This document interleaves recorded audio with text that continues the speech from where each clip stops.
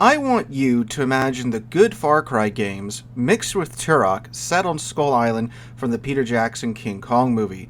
That right there, ladies and gentlemen, is exactly what Ferocious is. You might remember hearing about this game a few years ago when its trailers started popping up online, or not, as there have been no shortage of indie, stuck on an island full of dinosaurs survival games announced over the past few years. However, unlike those other games that get announced, immediately ask for your money, and then ghost you, Ferocious's playtest went live this week, and I played through all of it. Now, I was quite the dinosaur kid growing up. How bad, might you ask? While most kids were reading Twilight and Alex Rider in junior high for their AR points, I was reading Jurassic Park. So, that bad. Needless to say, when this playtest went live, I immediately jumped in, and now I'm going to share my experience with you guys. Let's take a look at Ferocious. First off, the environment looks absolutely amazing in most places. The devs really did nail the look and vibe of Skull Island from the 2005 King Kong movie. The rocks, the mist, the lighting, it's all so perfect.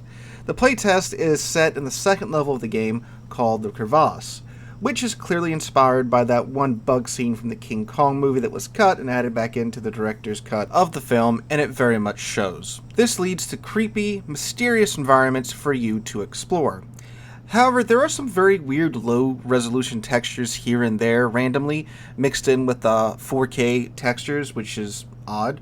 However, to be fair, the game is very clear that this is a work-in-progress build, and there are still many things that are set to be replaced and overhauled, like the UI, the voice acting, they need to add in the dialogue, and some other things that the game throws at you when you boot it up for the first time. Now, another big plus in my books is the gunplay. Ferocious takes a more Tarkov-ish approach to guns.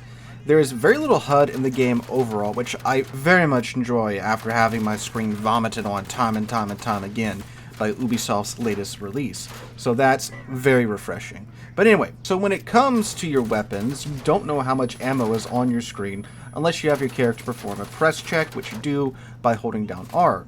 At that point, once your character has the chamber cracked open a little bit, the game will then inform you of how much ammo you have in your current magazine, how much ammo you have in the rest of the magazines on your character. So, very cool. You also have to clean your gun from time to time in order to prevent a malfunction. If you don't, your gun could have a malfunction when you need it the most, which means you'll have to clear it in the middle of combat by pressing R, which leads to another very well done animation. Which leads me to my next point. All the animations for the weapons are excellent. The reloads, the chamber checks, clearing malfunctions are all great. I actually own a lot of the guns featured in the game, so seeing the correct manual of arms on them is extra satisfying in my book. The gunplay is also satisfying as well, and is most definitely one of the best things about this game, along with their sound design, which apparently the devs went out and recorded the gun's real-life counterparts to get the sound just right. Again, well done in my opinion. Now, as far as the gameplay goes, there's a lot of what you would expect from this genre. There's an inventory system, which reminds me a lot of The Force. You can collect various items from the environment and then combine them to make, bandages, matches, body armor, so forth and so on. There's checkpoints via campsites, ancient ruin puzzles to complete, and even the Far Cry brutal healing animations from the older Far Cry games. So there's a lot of heavy inspiration, shall we say, from other games in this genre. All this is solid in my opinion because the devs apparently took all of this, gave it their own little twist on how it exactly works in their game, and it makes the game very quick and easy to pick up when going through the playtest. There's also some destructible environment, with most wooden structures being able to be shot apart or knocked down by larger dinosaurs, but let's talk about that.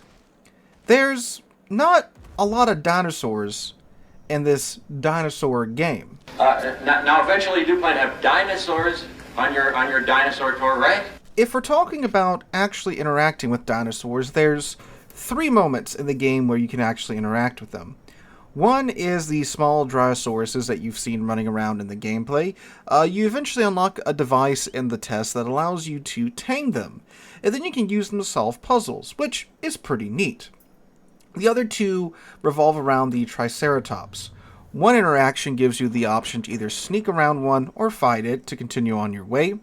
The second interaction with the Triceratops is after you unlock the Dino Taming device, which you can then use it to break into a mercenary camp and fight with you. Although in my case, he just kind of stood there and got killed after he broke into the camp. So, there's that. Other than that, there's a couple of scripted moments where you see a couple of different species on the island. There's a cool moment where you see a raptor mimicking human cries. Help! Help! Help! Help! Help! Help! Before it gets snatched up by a Giganotosaurus, maybe? But besides that and some pterodons, that's really it. Most of what you'll be encountering are giant scorpions, big spiders, and large crabs. But even those are few and far between. Most of what you'll be fighting in the playtest are the human mercenaries, which, like, okay, the gunplay is good and all, but I'm here for the dinosaurs, right? Which you see many more in the release trailers and such, along with cooler looking environments and even a mech suit for you to use, which makes this game look awesome. While the playtest overall to me is a solid showing of what the game is about, it's a far cry from what is presented in the trailers. Now, this is the first public playtest after all, and apparently there have been other closed playtests, which a couple of them have made their way onto YouTube, and from checking out those videos, it seems that these YouTubers got a much more completed build of the game to try out. You can tell because, well, there's more levels involved, there's more dinosaurs, and there's even dialogue. All the dialogue in this playtest between the main character and the supporting character you meet along the way are just text. In these builds, the supporting character has dialogue filled in, so it's obviously a much more completed build of the game, and of course they have more levels to try out as well. The way the levels are designed, it's more of an old school game, which it's kind of refreshing after, you know, our umpteenth open world survival game, right? You go to the level, it's an open level, you can explore. As you explore, you unlock ways to, you know, kind of backtrack and get back to where you started from. Now that you're back where you started from, now that you have like the dinosaur taming device, you can unlock some more areas you can go into and such. So it's very well designed in like that aspect in my mind. And this is a free playtest after all, right? So you don't have to buy into early access like so many other indie titles on Steam, which is very nice. So it's understandable that, yeah, they would only really want you to, you know, try out one part of the game. But I'm not sure if, like, just allowing players to try out what seems to be the tutorial area is enough to win players over. There's more than a few posts calling this game an asset flip.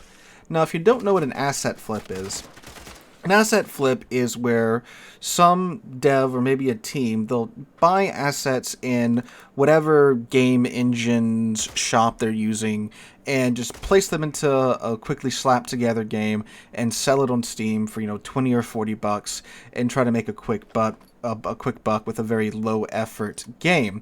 If you remember the day before, that very much was the case there. The game was hyped up to no end, we got it, and it really was just kind of a slapdash together asset flip. But I've done some digging. You can go back about 4 years and see that the dev behind this game has been working on this game for about the past 4 years in Unity, which is the engine that, you know, this game runs on. So you can go back 4 years and see him working on this game bit by bit on his YouTube channel, and you can also go back and find a couple of older videos and articles from him and his team, which I think it's a very small team, like maybe 4 or 5 guys, talking about, you know, what they like to do with the game, their inspirations for the game and such. So it's not like these guys just popped up, like, let's say last year, and, you know, they've been building, you know, 1 or 2 levels for the game, showing them off, and then releasing a playtest that you have to pay $20 or $30 to get into, just try and make a quick buck and then cash out. It seems like there is real time and effort put into this game. If this isn't the case, then, you know, it's a lot of build up to make a few thousand, maybe $10,000 at best, because this game doesn't exactly have the hype that, like, the day before had, where it looked like it was going to be this crazy, insane, you know, game, this crazy next-gen title, you know, if you look at like the views and such that this thing has gotten on YouTube, like even like its best performing trailer, I don't think is even broken like 500,000 views. So there's not a whole lot of build up to this title. So I mean, of course, there's still the chance that it could just be, you know, a low effort asset flip in the end. But I don't know. There's just something about, you know, the way that the game's been designed and such that it seems to be not the case here. Or at least I'd hope that's the case. And keep in mind too, this is a free playtest. You don't have to pay anything to get into it. You can just download it on Steam right now, try it out for yourself. So there's that. Now, I do wish the devs were a little bit more clear about what the goal for this playtest is. I've looked on their Twitter, I've looked on the Steam page, and there's not really much about what the goal of this playtest is. Like, if they said, hey, no, we're just trying to see how the players interact, how they pick up on the game, how it runs on various PCs, because I mean, if you're developing a PC game, you got to optimize it to run on a whole host of combinations of CPUs, GPUs, RAM, so forth, and so on. So my big takeaway from this playtest is that there is a very, very good foundation here for a really, really nice game, hopefully coming down the road in the next year or so. I think this game, if it does come out, and if we get what we have right now, but with more dinosaurs, more levels, you know, refined UI and such, I think this will be a grand slam hit if this winds up being like a $40 game on Steam. That would be an amazing, you know, amazing feat to get a game of this quality for like, you know, $40-ish, which is what, you know, most indie games go for on Steam around that mark. So, or even really like $60, you know, anything short of the $80, $90, $100 that AAA devs are trying to charge us for games nowadays. I'm hoping that that's where this game is heading, and if it does, I think it will be a fantastic game. So guys, that's my 2 cents on the playtest of Ferocious. Let me know what you guys think in the comments down below. You can go download this for free right now and check it out for yourself, so I'd encourage you to do that, and let me know what you guys think about it in the comments down below. Hope you guys have a wonderful Sunday and wonderful rest of your week. Hope to catch you guys in the next one.